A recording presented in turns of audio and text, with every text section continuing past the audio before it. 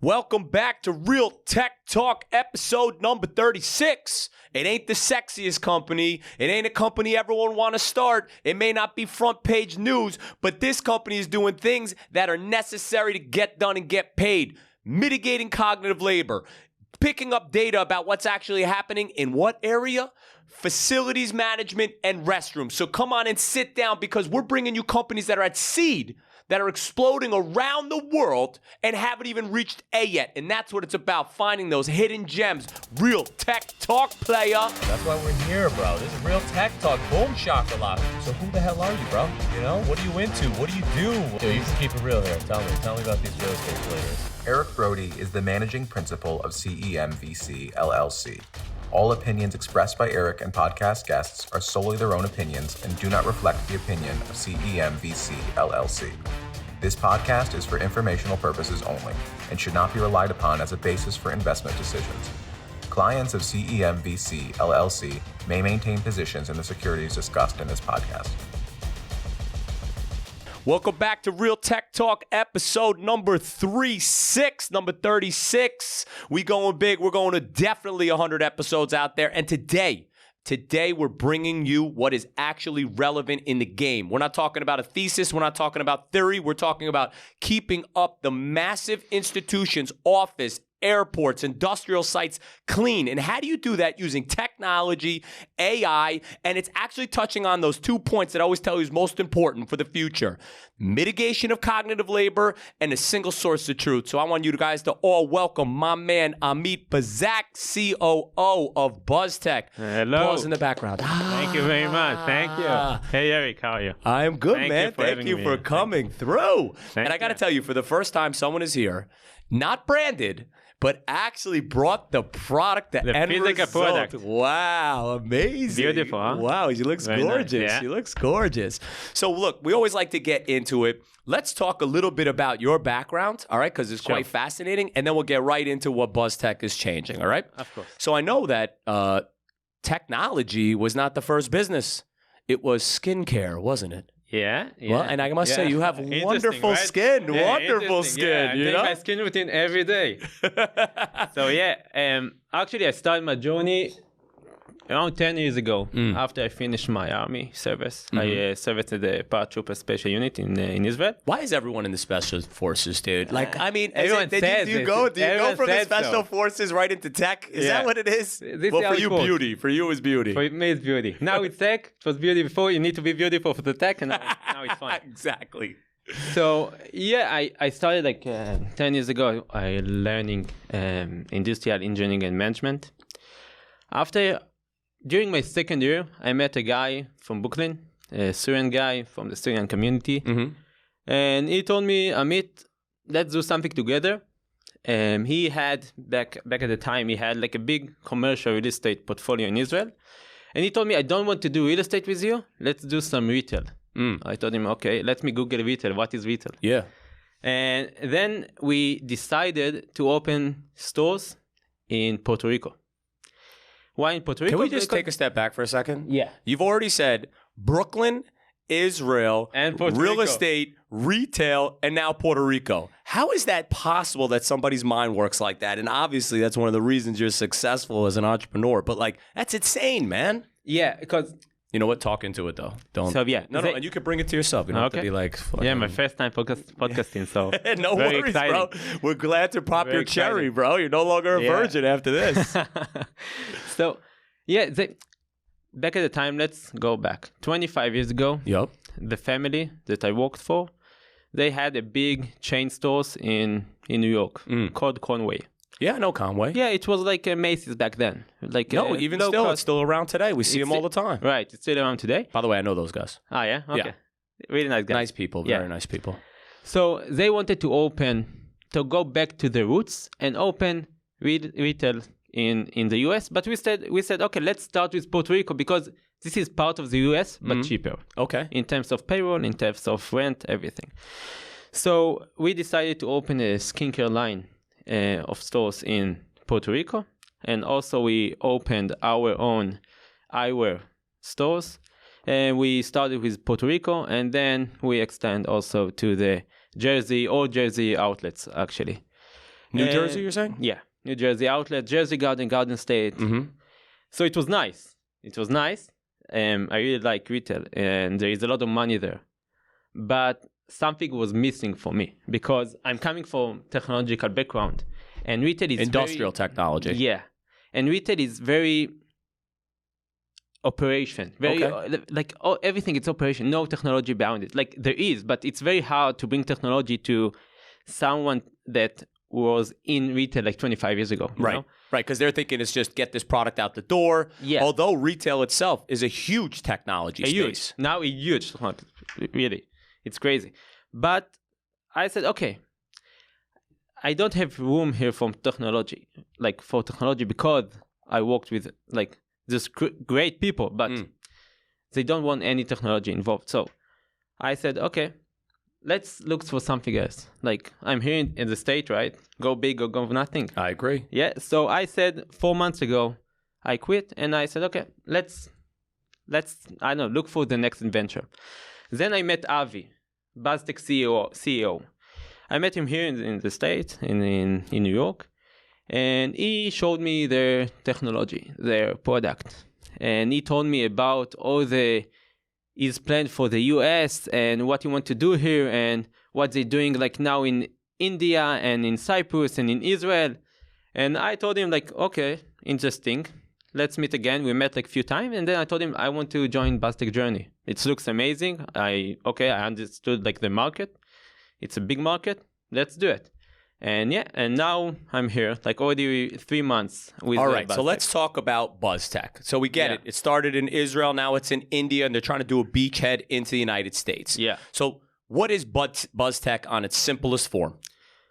So let's take an example. Okay. Yeah. Let me tell you a story. Please, okay? we'd love stories. Okay, Monday morning, 8 a.m. Okay, the cleaner arrived to the building. So Well, what kind of building? let's say office building. Okay. Office building, there is 20 floors. So the cleaner arrived to the building. What the cleaner gonna do? They're gonna start with the first floor to clean the first floor, the men restroom, women restroom, second floor, third floor, etc. This is their routine. Right. They're cleaning based on routine. So let's say she finished to clean the first floor men restroom. She or he? She or he. Right. Sorry, I'm gonna say she, but We're going to say the she, but we mean about everybody. No problem. Got it. Yeah. Got it. My Just want to make sure, you know? My wife's gonna kill me. So let's say 8:10, she finished to clean the restroom. 8:15, Jonathan entered to the restroom and made a disaster. Okay. After that, between And especially if Americans, Sunday Night Football, there's definitely a lot of disasters on Monday in our office buildings. Okay. A lot of donuts and everything. No, chicken wings, bro. Come on. Also, yeah. I'm still new here. Yeah, you're brand new. So let's say between 8:15 to 9 a.m. Yep. It's a rush hour. So there are gonna be around 50 to 60 people enter to the restroom, gonna expose to this damage, right? Mm-hmm. Maybe 10% of them will call to the facility manager, tell him, hey, we're paying a lot of money. Why the restroom are dirty? The facility manager will call the supervisor. The supervisor will call the cleaner. And in the meantime, a lot of people will still exposed to the damage. Mm-hmm. So this is what happened. In the other hand, between 9 to 1, it's not a rush hour. But still, the cleaner will arrive to clean the restroom. Doesn't matter if you clean or not, she will clean it. If it was clean, she will clean it again. Doesn't matter. So can I just tell you? So it seems to me that BuzzzTech is not reinventing the wheel in any sense, right? Like you're stating something that's just a fact we all know. And by the way, office is one, but what about if it was a stadium? What about if it's a airport, right? You see it all the time. Like it's just, you're like, you know, and you see, and what's interesting is there's constantly these places where you see in the restaurant, like what time it was cleaned. You ever see that? Like they have this paper in a restaurant, like cleaned at 9 and cleaned at 9:15. And you're like, there's still a shithole in here, right? So it's fascinating. But it's not the cleaner fault. Because she coming based on routine, not based on demand. What we are saying at BuzzzTech, don't come based on routine. Come based on demand. So we invented this touchpad that you can see here. So if I press empty the trash, automatically the cleaner lady or the cleaner guy will get a voice notification to their phone, to their app, come and clean the restroom at the second floor men restroom to empty the trash. And what you said now, if he click or she click here, okay, automatically the facility manager will get a notification that the cleaner arrived to the restroom.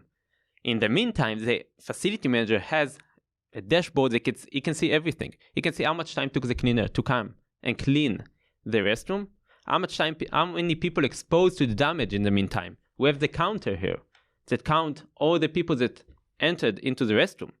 So this is like all device that actually cover everything.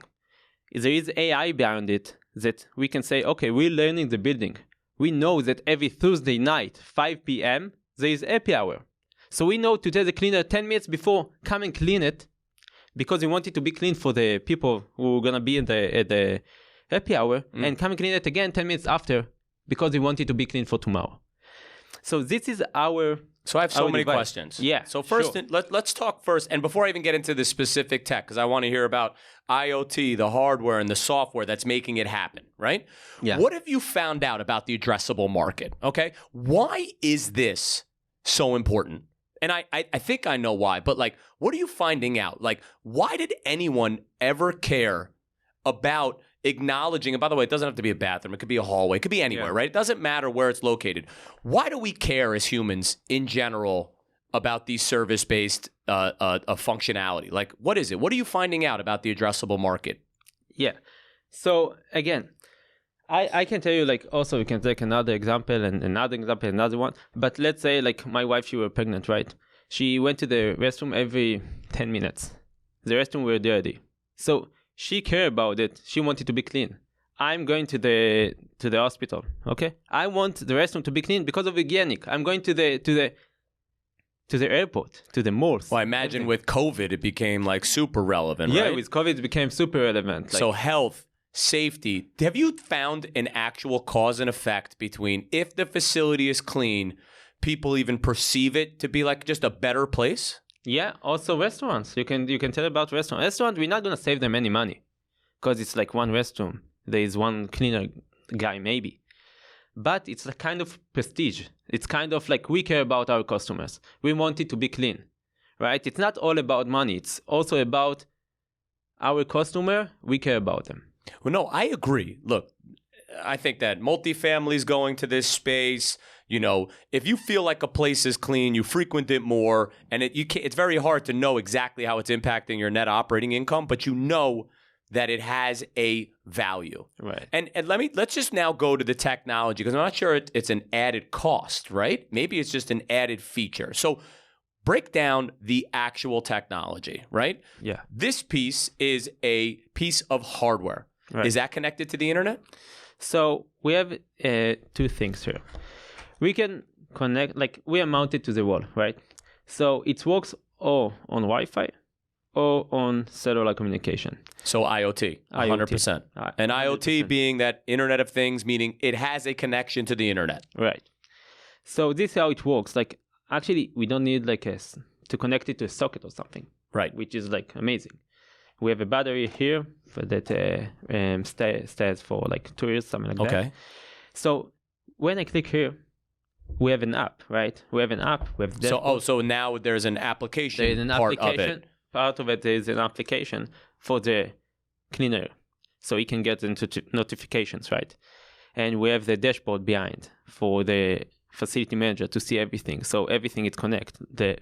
The app to the dashboard to the device. This is how it works. Also, the counter it connects to the dashboard. So you technically, if no one presses anything, you're still getting data and information. Right, because we have the counter and we know how many people entered to the restroom, and so we can tell you if the restroom is more clean, more people will enter. So that's interesting. Have you ever heard of the Whoop strap? Do you No. know the Whoop strap or the Ring? Okay. Right, it's human data analytics, just Yeah. about how you sleep in, what what your heart rate Right. is, and the rest of it. Right. And what I find so fascinating about it is people think you just put it on and it works, right? And it's not true, right? What you're stating is we're going to get information and data, right? We Yeah. don't know the answer yet, right? Yeah. And what you were stating is that like you have rush hour, but if you're in a new building or facility, let's say you know nothing except a theory of how your facility is going to be used. Right. That's over. This is telling you how your facility is Right. used, right? Right. And we can show you like how we change, because our first month, what we're doing is reflection. We just put it on the wall and we're doing nothing. We just want to show you how many people like enter to the restroom. And then after the first month, we can show you how we change. Much more people enter to the restroom, much more people, like the restroom, it's much more availability, right? You don't have the yellow triangle. They're telling you, okay, you cannot enter into the restroom because this is like, this is like 20% of the day. You can see like this yellow triangle, right? Yeah. Outside the restroom. And it always seems to be where I have to go to the bathroom. So I hear you, you know? Yeah. So what you do, What do? I freak out and run to the next one. So we solved all these things. You don't need to put like maybe once a day in the morning. So we solved it. And, in the beginning, the cleaning company, they told us like, we don't work with you. You're going to be like the cops, right? You're going to watch what we're doing. So we said, okay. But after a few months, they told us, okay, let's be friends, because we're working together. We're working together because now, let's say the cleaner, okay? We optimize the cleaner productivity. How? Let's say now there is 10 cleaners at the building, okay? And they're cleaning based on routine. They clean all day long based on routine, but they don't need to do it. Instead of cleaning based on routine, they can based on demand, and then they will have time to clean the carpets. They will have time to clean the windows, the kitchen. No, I agree 100% with you, right? How do you optimize someone's time to be at the time and the place that the consumer, who's supposed to be what's the most important, is going to be at a facility that's clean? Well, how would you do that? It's like if we get a feedback loop, right? So it sounds to me like your technology, it doesn't have to be this Herculean change, is giving information on a feedback loop so that you can actually react to what's actually happening out there instead of guessing, oh, that was dirty, right? Did you log it? We don't need anyone else to log it anymore. No. So let me ask you, I always say, I have this thesis, right? That the technologies that are able to address these two issues are those technologies that are going to be super successful. The first one is the mitigation of cognitive labor. So reducing the amount of time that you need managers, you need cleaners to be at the spot at the right moment that you want that facility cleaned. You don't need a bunch of then levels of people then directing them if they know where to go. Right. And it sounds to me that if you had one person who ran 10 people, you don't need two people to run those 10 people because you're saying that dashboard, and correct me if I'm wrong, is going to the actual human who's supposed to clean? No, the dashboard going to the facility manager, all the calls going to the cleaner. Going to the cleaner, the calls not going to the facility manager because you don't want him to get calls all day long. Right. You want him to, so he can see the dashboard, he can see what's going on. But the cleaner getting the calls and that's it. Then that person, the cleaner, now knows. Yeah. Instead of like feeling like they have somebody watching them and they're not the third floor in time, they're going to right where they're supposed to be at the time always. Exactly. And the cleaner knows also the facility manager can check him. He can check how much time it took him to come and clean the restroom. Right. He can check the things. So the cleaner want to be very, fast and productivity to do those things, right? Or at least even like, it's not like you're too slow. It's at least you can gauge productivity. Like there's no sensors to even know. We see these types of technology trying to enter the construction marketplace, the development marketplace, and even now the facilities management marketplace, which is fascinating. Now, what's the AI? What is, we all talk about AI, this large language model, but how are you making that application here to AI? Right. So we're saying, like, we have so much data, right? So we have so much data that we can actually work with. So what I told you like before, we're learning the building, how the building behave, right? Like the happy hour, okay? Like also, let's say we have the counter. So we can say based on the AI that every 50, 60 people, doesn't matter if people like pressing the button or not, you need to come and clean the restroom because we know based on our data of the other buildings are working in, when usually something has occurred. That every 50, 60 people, you need to come and clean the restroom. Like the restroom gonna be clean all day long, doesn't matter what. So the AI service, like we're using the AI mostly for automatically calls to the cleaners. And also we're using it for, let's say, we know like based on our data that every Thursday morning, you need to start not from the first floor. You need to start from the 5th floor. Yeah, you're going to learn all types of shit about the building. The 5th floor, 8, then go to 7, 4, 2, 9, 10. No one ever want to deal with the restroom. It's dirty. No one ever know other companies want to deal with it. It's not sexy. But I can tell you, there is a lot of money there. But it creates emotional responses. Right. Like, come on now. That's what it's all about, is how you're going to then feel. If it feels clean, you're clean. I mean, there's a brand called Equinox. You ever heard of Equinox Gyms? Of course, yeah. Equinox Gyms, its whole thing was like, we're going to be cleaner in a better facility, and they became $1 billion company. So obviously, we know this is relevant. So let me ask you, give me examples of the type of stuff that BuzzzTech is in these other markets, and then where you're trying to get into in the New York market. Of course.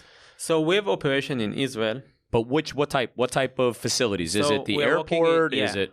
We're working in 2,000 facilities in Israel. Okay. We installed about 5,000 devices. We are working in Ben Gurion Airport. It's the number one airport, of course. Israel. We're working in hospitals, all the hospitals in really? Israel. So the hospitals know, right? If the hospitals know, this is a no-brainer, no? Yeah, no-brainer. This is, hygienic wise. We are working in all the hospitals in Israel. We're working in office buildings, of course.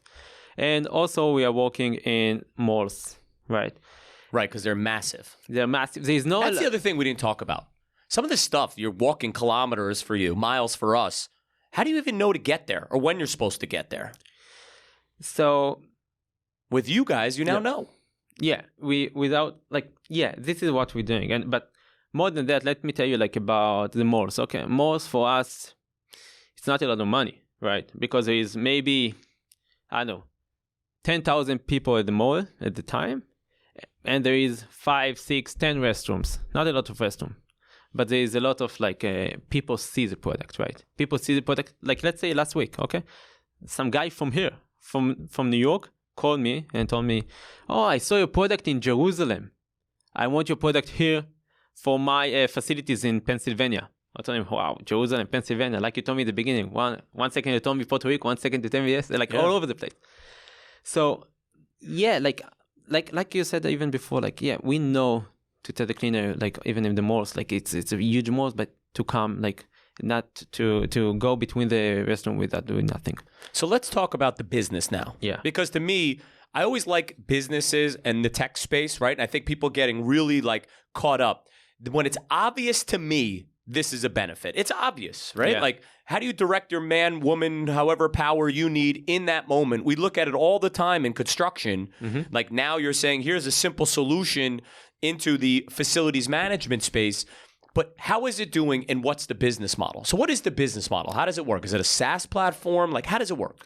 So what we're doing now, because in the US, before we actually thought about entering into the US, we said, okay, we need to create something different. In Israel, what we're doing, we installed all the devices, right? But in the US, we are going to do a SaaS platform. How we do it, how we're going to do it. We're going to stand it to the customer. He can, just mount it to the wall, doing nothing. We are sending him the software, onboarding 10 minutes, that's it. Nothing more. Do you know that's how big that is? Do you know all I see on all these applications and in these technologies is they go whale hunting and then these big companies tell them to tweak it here and tweak it there. You don't need a tweak. This is how it works. Take it or leave it. Yeah. Right? Yeah. So let me ask you, what round are you guys at in the venture world? So actually, because we have such a big market in Israel and it's small, for us, it's big because we started there. This is our MVP, let's call it. Okay. Yeah. We have 5,000 devices there and we have a lot of positive cash flow in Israel.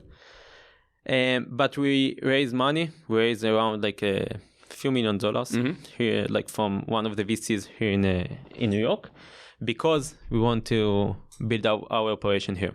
So we finished our seed round, and by the end of the year, after we'll have a lot of customers here, which we already has a few, we're gonna start our A round, because we already have now, I can tell you, we have customers in India now, we have in Mexico, we have in Poland, Cyprus, and we have here in Israel. And that's why Real Tech Talk is so relevant. We're bringing in a business that nobody would have known about that's at a seed round, in my opinion, about to explode around the universe, well, around the world, all right?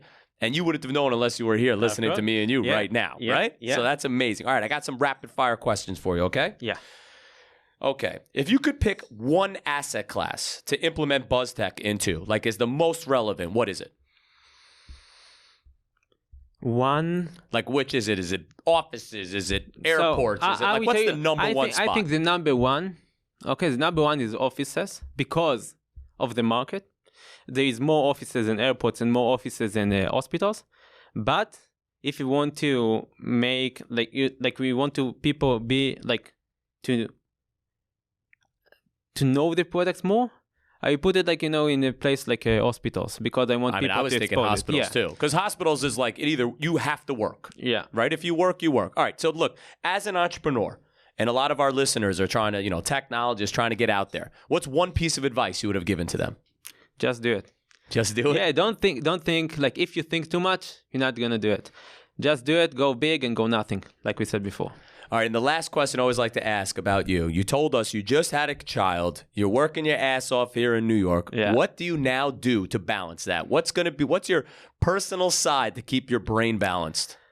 So I came to New York, not because, I could stay in Israel, in my convenient place with my wife, with my family. But I came to New York because I want to work hard.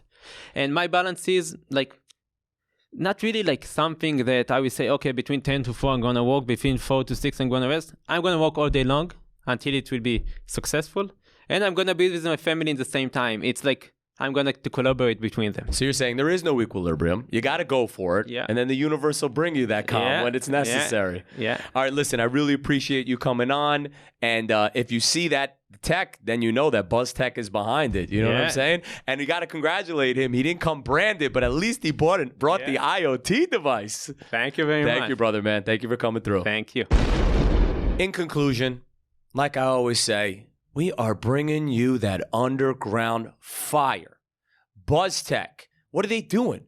They're just a service-based industry, making your staff like a sniper, knowing when to be at the location to make sure it's clean so that you never go to a hallway, a bathroom ever again, see someone actually cleaning it or it not being clean. I'm tired of seeing on the wall people telling me when the bathroom was cleaned and yet it's still not cleaned. Or all you see is, oh, hey, when you walk out, was it clean or not? It's not proactive. It's all reactive.